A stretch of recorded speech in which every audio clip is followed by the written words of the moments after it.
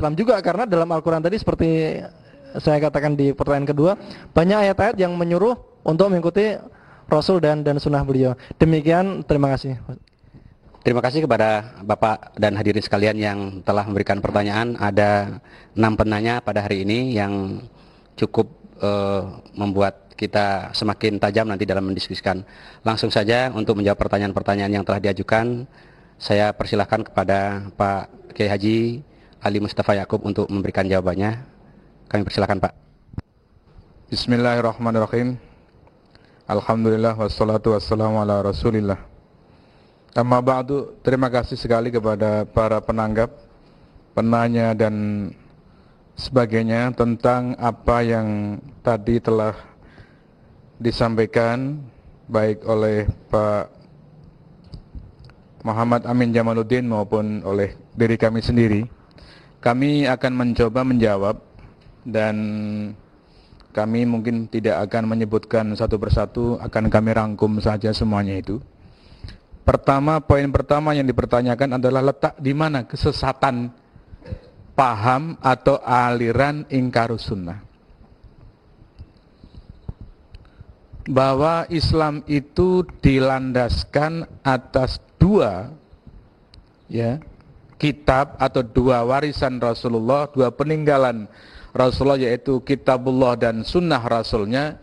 Itu adalah suatu yang telah disepakati oleh ulama dan itu merupakan perintah dari Al-Quran sendiri. Atiullaha wa atiur rasul, ya. Itu tadi disebutkan ayat-ayat yang memerintahkan untuk taat kepada Rasul itu adalah banyak sekali. Ya. Taat kepada Allah artinya taat kepada apa yang ada di dalam Al-Quran, dan taat kepada Rasulullah SAW artinya taat kepada apa yang terdapat dalam sunnah atau hadis Rasulullah SAW.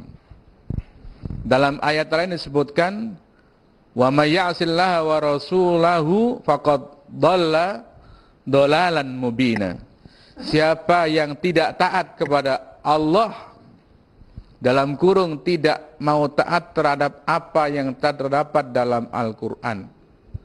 Wa may ya'sillaha wa rasulahu, dan Rasul Allah tidak mau taat terhadap apa yang ada dalam hadis, faqad dhalla dhalalan, maka dia telah sesat dengan sesat yang nyata. Di sini poin, yaitu karena mereka tidak mau menjadikan Al-Quran, menjadikan hadis sebagai sumber agama Islam.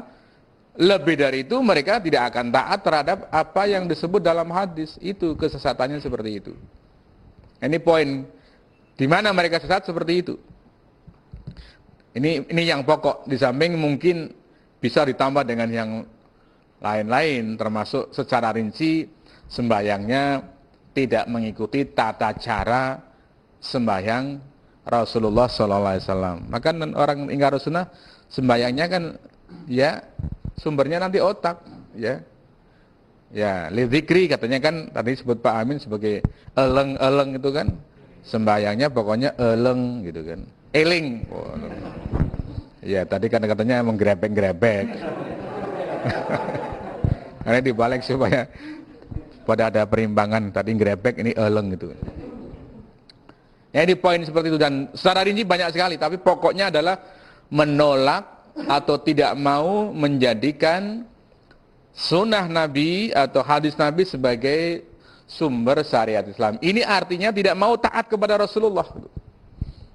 Tidak mau taat kepada, lah orang kalau tidak mau taat kepada Rasulullah ya orang yang sesat gitu. Sembahyangnya nggak mau mengikuti cara Nabi. Nanti zakatnya tadi tidak mengikuti cara Nabi. Ya Islam cap apa sebetulnya, bukan Islam lagi udah. Tuh. Kemudian ini yang penting tadi ditanyakan oleh dua orang itu. Argumen apa mereka kok sampai sebut eksis begitu ya? Ya. Memang banyak dalil-dalil dalam Al-Quran yang menunjukkan keharusan untuk mengikuti sunnah Nabi. Tapi dalil-dalil ini tidak dipakai oleh mereka. Ya. Jadi mereka itu akhirnya bisa disebut dengan pilih-pilih ayat gitu ya.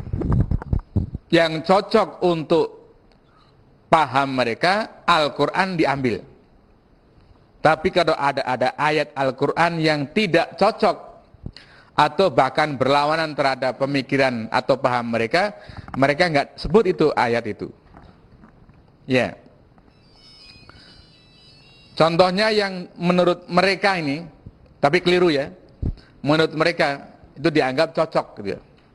Itu ayat Al-Qur'an Al-Baqarah ya. Dzalikal kitabu la raiba fih gitu ya. Al-Quran itu tidak mengandung keraguan. Mereka kemudian berargumen bahwa Islam itu agama yang hanya atau yang harus dilandaskan kepada sesuatu yang meyakinkan. Maka agar meyakinkan ya pakai Al-Quran saja. Sebab hadis itu ada yang disebut dengan dzon gitu kan. Dzon itu kan menurut mereka tidak meyakinkan. Ya.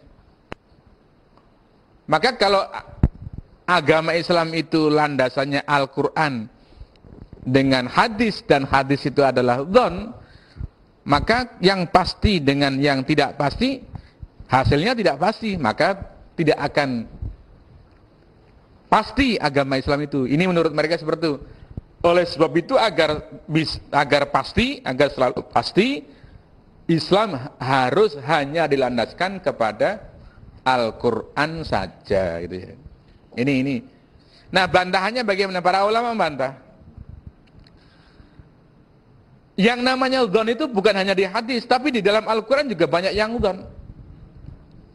Yaitu ayat-ayat yang disebut dengan tidak memberikan kepastian ya secara hukum ya. Seperti ayat misalnya salah satu kuru itu apa? Apakah suci? Apakah haid? Apakah gabungan dari dua-duanya? Itu nggak ada kepastian itu. Lah itu dzon namanya aja.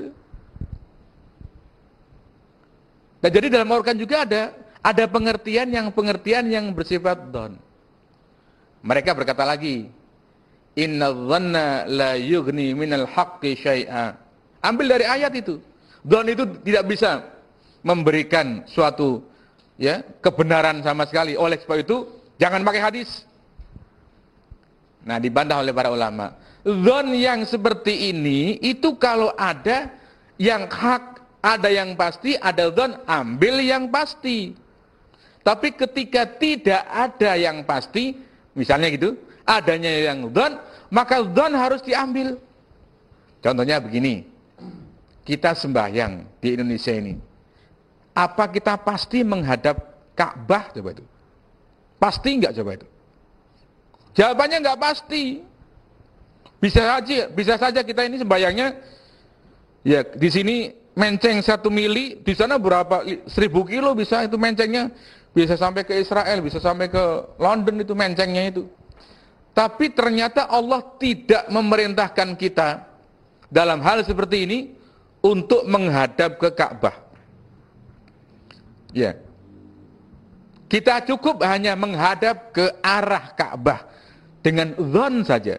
Kecuali kalau kita sembahyang di hadapan Ka'bah, kita harus menghadap betul ke Ka'bah. Tapi kalau nggak lihat Ka'bah, kemana kita lihat? Ya ke arah Ka'bah saja. Dan kita nggak bisa pasti. Kalau mau pasti itu harus dipaku dari sana, ambil benang ke sini. Ya. Belum sembahyang udah mati duluan itu. Ya. Maka disitulah dzon itu berperan sekali. Ya. Kita cukup dengan dzon. Makanya Al-Quran mengatakan nggak harus menghadap ke kiblat, tapi cukup fawalu wujuhakum syatrul masjidil haram itu. Arah, ya. Cukup menghadap ke barat, ini sudah benar sembahyang itu. Dan itu dzon aja itu. Ini yang pertama. Yang kedua adalah mereka menganggap bahwa Al-Quran itu sudah menjadi penjelas segala-galanya. Jadi nggak perlu dengan hadis lagi. Itu ambil dari ayat Al-Quran. ya. Tibyanan, ya.